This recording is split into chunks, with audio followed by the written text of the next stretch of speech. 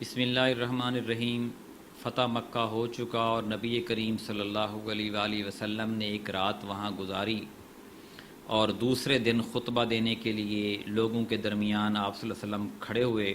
آپ نے اللہ کی حمد و ثنا کی اور اس کی شایان شان، اس کی تمجید کی۔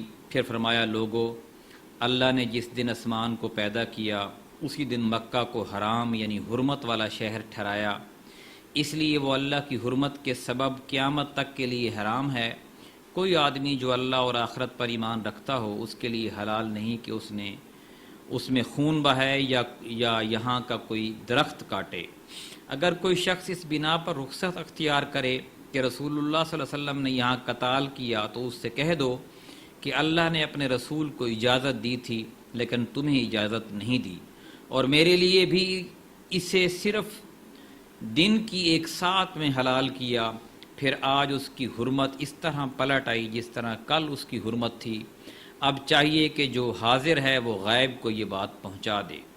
ایک روایت میں اتنا مزید اضافہ ہے کہ یہاں کا کانٹا نہ کاٹا جائے، شکار نہ بھگایا جائے اور گری پڑی چیز نہ اٹھائی جائے، البتہ وہ شخص اٹھا سکتا ہے جو اس کا تعارف کرائے، اور یہاں کی گھاس نہ اکھاڑی جائے۔ حضرت عباس رضی اللہ عنہ نے کہا، یا رسول اللہ، مگر اذخر یعنی عرب کی مشہور گھاس جو موج کی ہم شکل ہوتی ہے اور چائے اور دوا کے طور پر استعمال ہوتی ہے، کیونکہ یہ لوہار اور گھر کی ضروریات کی چیز ہے۔ آپ نے فرمایا، مگر اذخر۔ بنو خزاعہ نے اس روز بنو لیث کے ایک آدمی کو قتل کر دیا تھا، کیونکہ بنو لیث کے ہاتھوں ان کا ایک آدمی جاہلیت میں مارا گیا تھا۔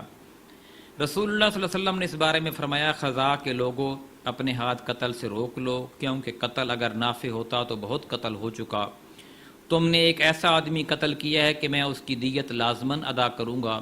پھر میرے اس مقام کے بعد اگر کسی نے کسی کو قتل کیا تو مقتول کے اولیاء کو دو باتوں کا اختیار ہوگا، چاہیں تو قاتل کا خون بہائیں اور چاہیں تو اس سے دیت لیں۔ ایک روایت میں ہے کہ اس کے بعد یمن کے ایک آدمی نے جس کا نام ابو شاہ تھا اٹھ کر عرض کیا، یا رسول اللہ، اسے میرے لیے لکھوا دیجئے۔ آپ نے فرمایا، ابو شاہ کے لیے لکھ دو۔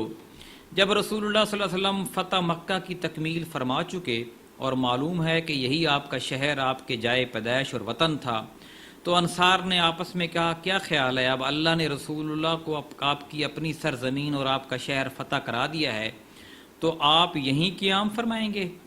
اس وقت آپ صفا پر ہاتھ اٹھائے دعا فرما رہے تھے۔ دعا سے فارغ ہوئے تو دریافت فرمایا، تم لوگوں نے کیا بات کی ہے؟ انہوں نے کہا، کچھ نہیں یا رسول اللہ، مگر آپ نے اصرار فرمایا تو بالآخر ان لوگوں نے بتلا دیا۔ آپ نے فرمایا، خدا کی پناہ، اب زندگی اور موت تمہارے ساتھ ہے۔ جب اللہ تعالیٰ نے رسول اللہ صلی اللہ علیہ وسلم اور مسلمانوں کو مکہ کی فتح عطا فرما دی تو اہل مکہ پر حق واضح ہو گیا اور وہ جان گئے کہ اسلام کے سوا کامیابی کی کوئی راہ نہیں۔ اس لیے وہ اسلام کے تابع دار بنتے ہوئے بیعت کے لیے جمع ہو گئے۔ رسول اللہ صلی اللہ علیہ وسلم نے صفا پر بیٹھ کر لوگوں سے بیعت لینا شروع کی۔ حضرت عمر بن خطاب رضی اللہ عنہ آپ سے نیچے تھے اور لوگوں سے عہد و پیمان لے رہے تھے۔ لوگوں نے حضور سے بیعت کی کہ جہاں تک ہو سکے گا آپ کی بات سنیں گے اور مانیں گے۔ اس موقع پر تفسیر مدارک میں یہ روایت مذکور ہے کہ جب نبی کریم صلی اللہ علیہ وسلم مردوں کی بیعت سے فارغ ہو چکے تو وہیں صفا ہی پر عورتوں سے بیعت لینی شروع کی۔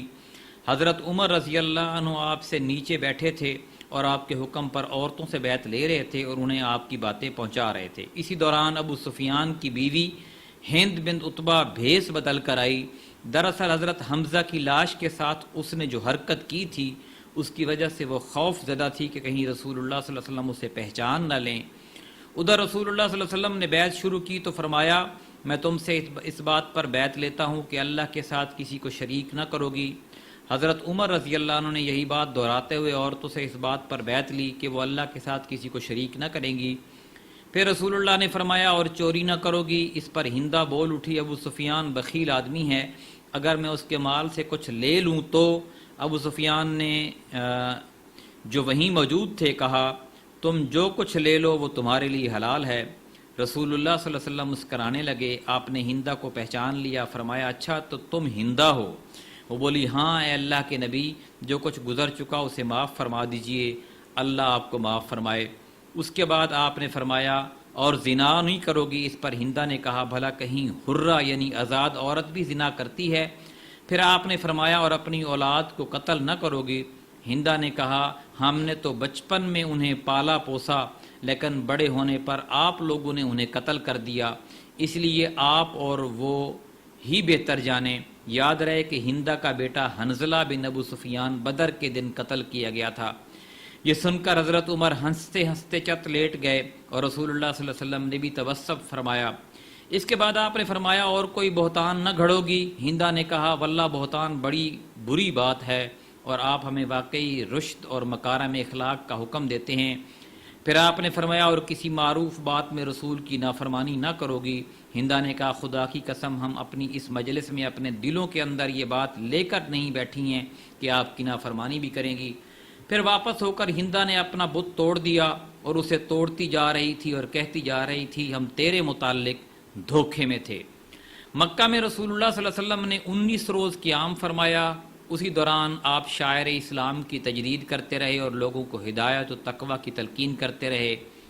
انہی دنوں آپ کے حکم سے حضرت ابو اسید خزائی نے سرے سے حدود حرم کے کھمبے نصب کیے۔